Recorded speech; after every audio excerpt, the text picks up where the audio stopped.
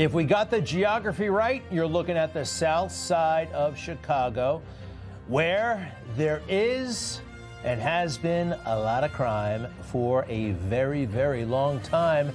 Go back decades, same scene, south side Chicago. Is there anything wrong with trying to fix that place? 1969, a man named Elvis Presley made a very beautiful song. It was called In the Ghetto. Anybody remember this?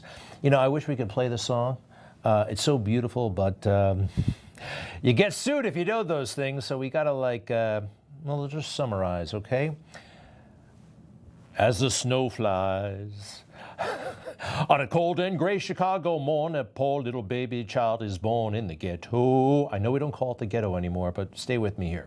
And his mama cries, 'cause if there's one thing that she don't need, it's another hungry mouth to feed in the ghetto. And his hunger burns, so he starts to roam the streets at night. He learns how to steal and he learns how to fight in the ghetto. And they got violins and everything like that. It's so beautiful. And then one night in desperation, the young man breaks away. He buys a gun, he steals a car, tries to run, but he don't get far. And his mama cries. Then things get really bad. As a crowd gathers round, an angry young man face down on the street with a gun in his hand in the ghetto. And as a young man dies, on a cold and gray Chicago morn, another little baby child is born in the ghetto. And his mama cries. It's happening again. It's happened forever. And nobody really seems to care. Except him. Except President Trump. And all they can do is give him a hard time about the tweet. Huh? Look, this is a tweet that signifies action. It signifies somebody who is not content to let other people suffer. Some folks just, oh yeah, it's the ghetto, it's the hood. That's what happens. It's always been like that. No, it's not. Take that full so I can read it if you don't mind, please. Donald Trump, I love the smell of deportations in the morning. Chicago about to find out why it's called the Department of War. And of course, he looks like that character in Apocalypse Now. This is evocative, and I think it works. He's not declaring war on Chicago, but he's all letting us in on a little piece of culture and maybe not be so recessive all the time. Maybe be a bit more proactive. Anyway, here's the movie, 1979, Apocalypse Now. You smell that? Napalm, son. Nothing else in the world smells like that.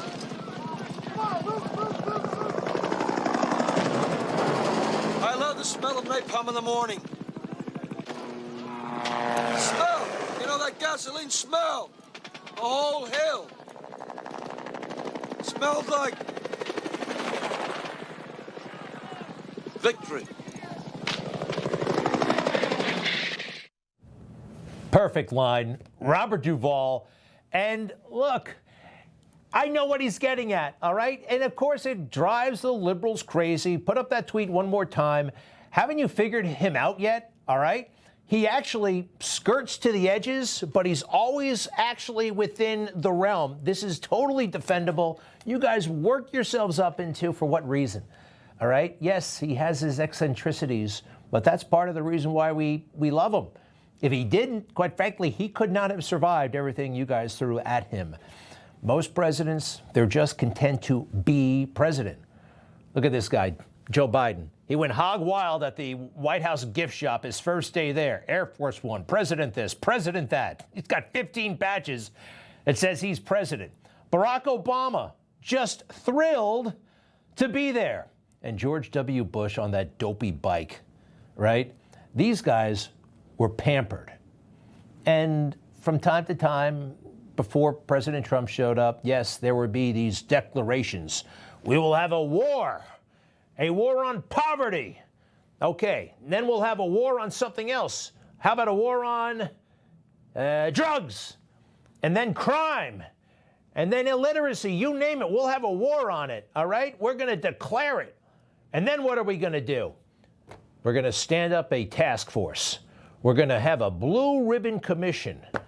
We're going to throw money at the problem, right, everybody? Isn't that how it works? Money. Anyway, it's a silly playbook, been around for a long, long time, and it's just words, never really, yeah, that one, climate change. It's all words for the most part, and often dollars. It sounds like this. With regard to this offensive, it is necessary first to have a new organization. And the new organization will be within the White House. Dr. Jaffe, who will be one of the briefers here today, will be the man directly responsible. He will report directly to me. And he will have the responsibility to take all of the government agencies, 9, that deal with the problems of rehabilitation, in which his primary responsibilities will be research and education, and see that they work not at cross purposes, but work together in dealing with the problem. Wow. All right. Dr. Jaffries is going to fix that whole thing with drugs. Dr. Jaffries. The guy looks like Ernie from My Three Sons. I don't think so. He didn't fix it. One guy at the White House can't fix that problem. You can come out, you can cut the ribbon, you can make it sound like it's very, very official. All right, here are some other presidents, right? From Lyndon Johnson onward, about all the big problems they were going to fix with money. And this administration today, here and now, declares unconditional war on poverty in America. America's public enemy number 1 in the United States is drug abuse. In order to fight and defeat this enemy, it is necessary to wage a new all-out offensive. We cannot calculate the cost to a free society when people are forced to barricade themselves in their own homes.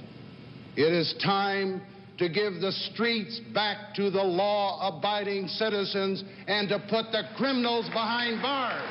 It's as innocent looking as candy, but it's turning our cities into battle zones, and it's murdering our children.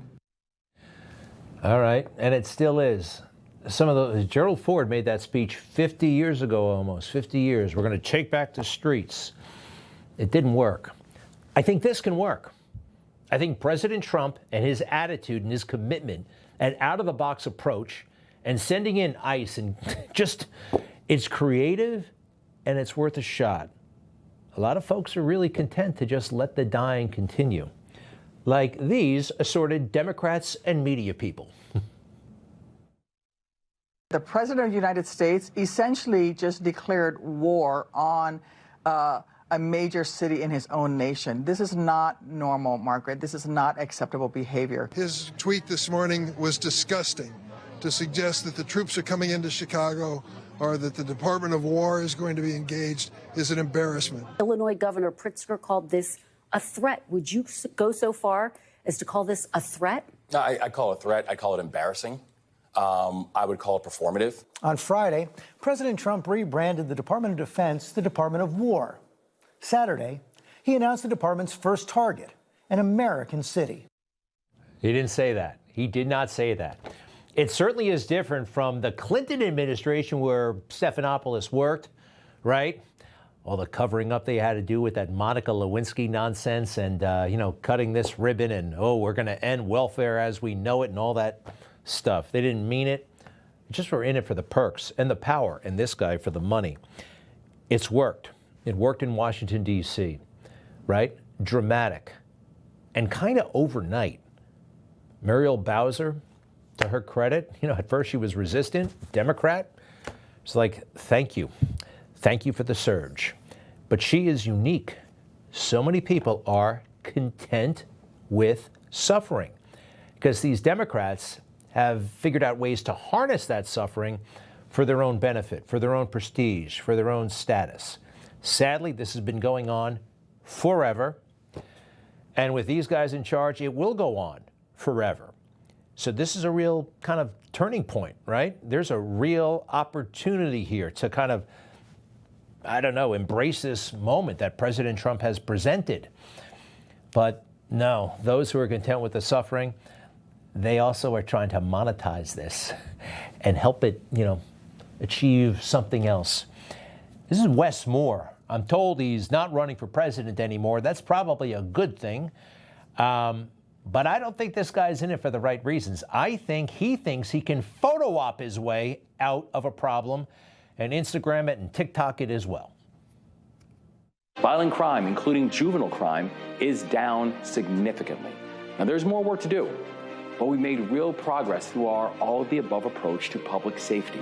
By partnering with law enforcement and the courts, our state's attorneys and legislators and local leaders and parents, we can keep these trends going in the right direction so that crime goes down and stays down for good.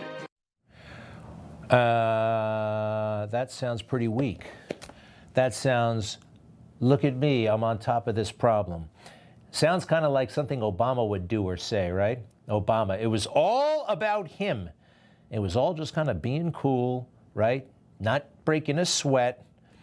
You know, Wes Moore posting about crime going down in Baltimore. 40 years ago, the Kurt Schmoke administration, I think that was his name, was pushing the same stuff. Roll the tape. During the past 9 months, juveniles have been arrested and charged with 29% of all major crimes committed in Baltimore, which is below the national average. But the rate of violent crimes for which Baltimore juveniles have been arrested is almost double the national average, and that represents every category of violent crime: murder, rape, robbery, and aggravated assault. However, the police department points out that these disturbing crime rates actually represent a big decrease in juvenile crime, violent and nonviolent, when compared to 5 or 10 years ago. 5 or 10 years ago. So it's cyclical, right? It's the same cycle. It's just the same.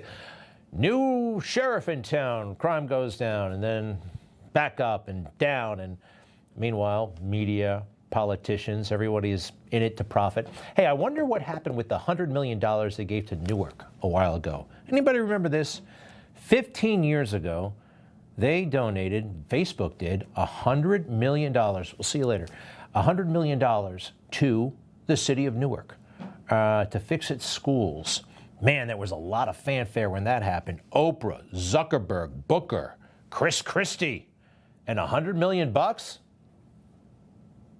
Republican Governor Chris Christie, Democratic Mayor of Newark, Cory Booker, and the founder of Facebook, Mark Zuckerberg, are putting politics aside to help turn around the failing public schools in Newark, New Jersey. I've committed to starting the Startup Education Foundation, whose first project will be a $100 million challenge grant.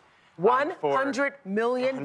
$100 million. Money. People, if they can afford it, still don't want to live in Newark, all right? Information. Truth. Is freedom. Is Newsmax. It's real news for real people.